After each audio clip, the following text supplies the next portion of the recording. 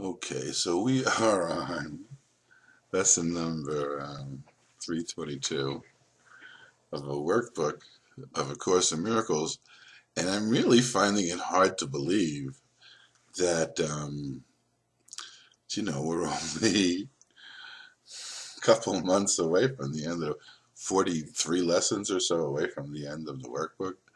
When we started this, I didn't think I'd ever be able to fulfill the commitment. Not that I have fulfilled it yet, but I've enjoyed doing it.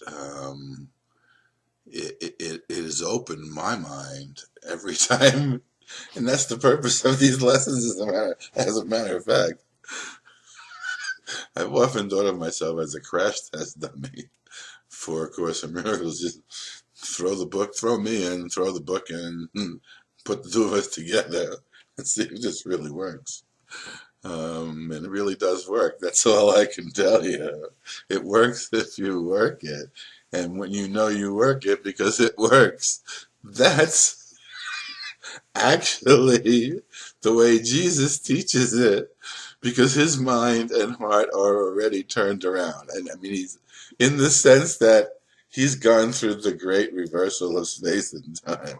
That's actually the way he teaches it, and it's easiest to understand it. You know that it's working when when the effects and experiences are being had by you. When the effects and the experiences, when the effects are not being experienced by you as experiences of direct communication and your mind opening up, of feeling forgiven, feeling whole, perfect, and innocent, losing fear, and beginning to understand the nature of who you were created as in God's reality. When those things begin to occur experientially, then you know that you're actually doing what is required. When you meet the requirements, it's really that simple. That's the divine logic and simplicity of A Course in Miracles, which escapes the ego every time, because the ego is so twisted and convoluted that it literally is constantly attempting to and proving to itself that it understands nothing. And that's, in a sense, the nature of today's lesson. I can't give up, but was never real. Sacrifice illusion. I sacrifice illusions, nothing more. And since illusions are nothing, you sacrifice nothing. But this next line and these next couple, I think, are really, really important to understand. And I would really like to go on record as saying, when this is occurring to you, you know you are on your path and you are working with the principles at the integration that is necessary for you to remember who you are and fulfill your function. And says, I sacrifice illusions, nothing more. And as illusions go, as I utilize forgiveness to release myself from an illusion I have held myself and bound myself by, and shut my mind and heart to the light of who are my reality, as they go, I find a gift that each illusion and the illusion, in a sense, has been trying to hide. And in one sense, I don't know how to express this. Okay, reality is whole, perfect, total, and real. Okay, when we're in the state of consciousness that we're in which we believe the illusion is reality. Okay, it's as total to us as reality is to the, as reality is whole and perfect. Okay, but only one or the other is true. As we release our mind, we get these glimpses into that totality.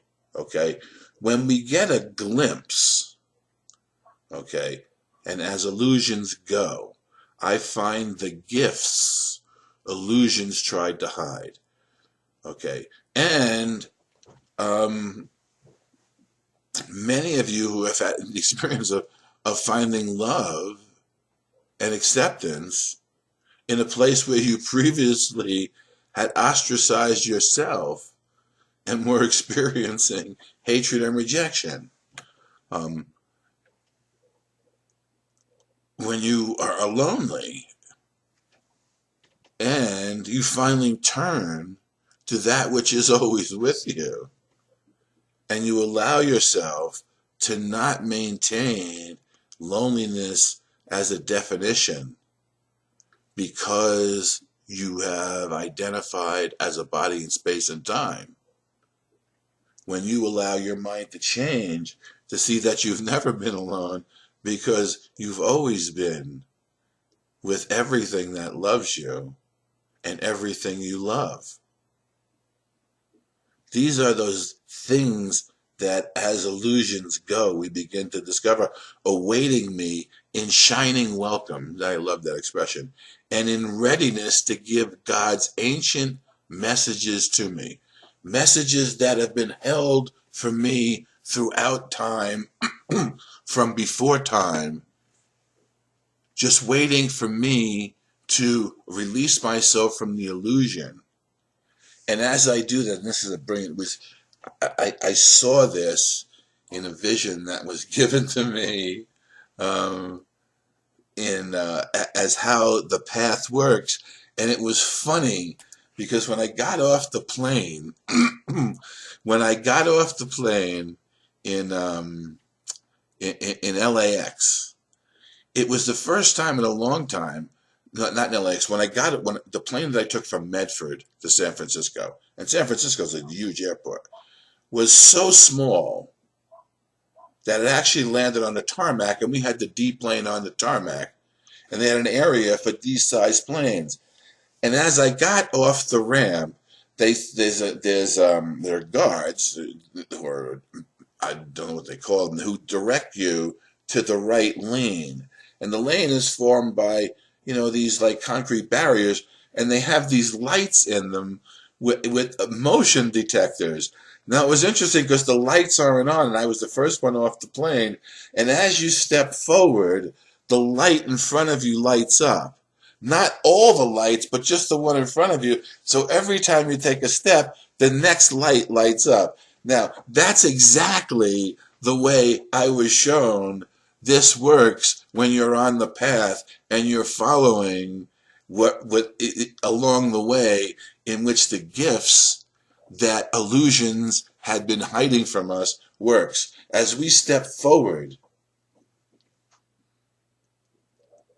in the decision to no longer be an illusion to ourselves or have our brothers be an illusion to us, and to seek only the kingdom, as we step forward, the path is lit as we walk with the miracles that this is talking about.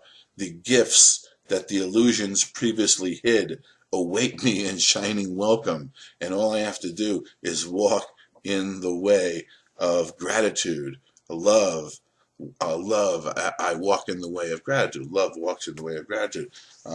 There's an interesting scene in one of, what was it? It was Harrison Ford.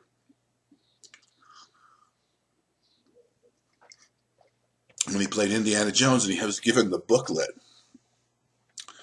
and he gets to, and the booklet is giving him these keys, these riddles, and each riddle, as he gets to a spot, he figures out the riddle. The way is shown to him, and there's one where he's got to cross this seemingly uncrossable chasm, pit, I don't know, and he has no way across. And he stops and he has no idea what to do. And he reads one of the lessons that were written for him in the book. And as he allows the lesson to be shown to him and come to an understanding, he throws sand, and there it is. There's a bridge that was hiding, that could not be seen until he stepped forth on the journey. So, and this is much like that. And in readiness to give, his memory abides in every gift that I received of him. This is what I'm trying to say. Each time we have one of these bright experiences, we get a blast or a burst of the recognition of who we are.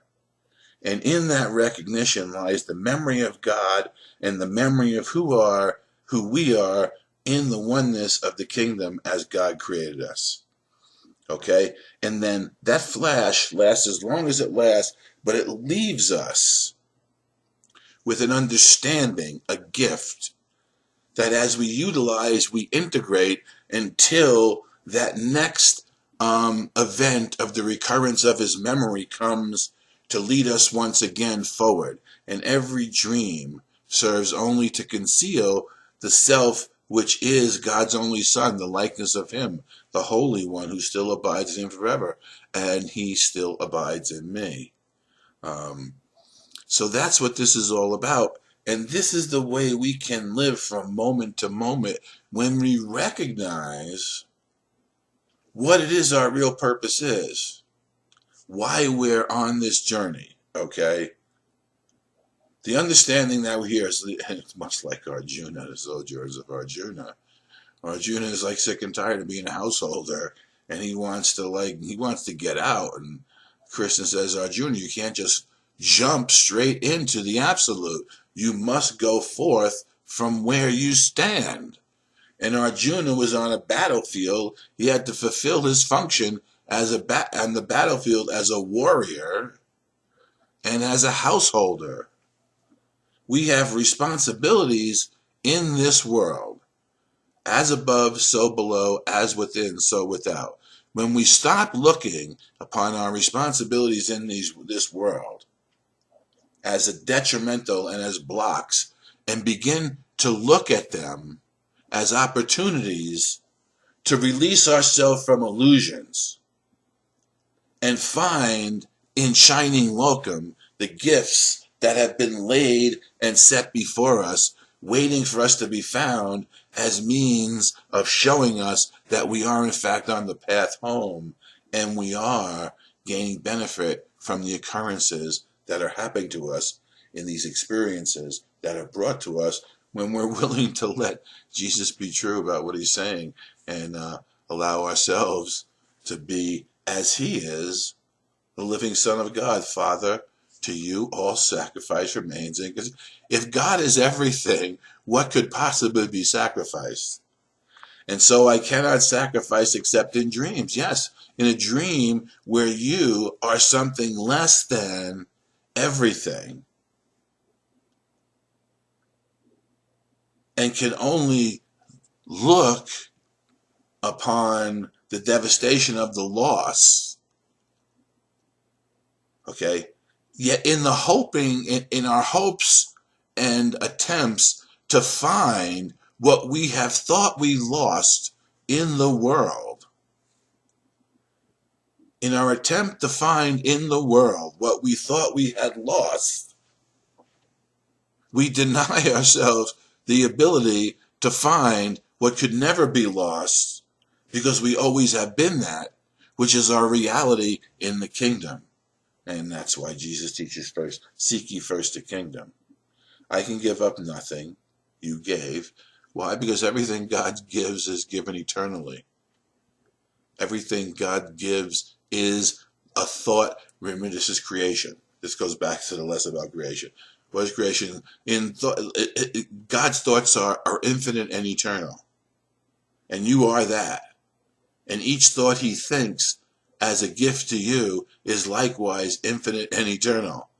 And it only increases as it's given and received to give, which is all you can possibly do because it's the natural action of your mind, which is what freedom is, which is why you're free, by the way. I can give up nothing, and what you did not give has no reality. Of course not. What loss can I anticipate except the loss of fear, the loss of fear, and the return of love into our minds.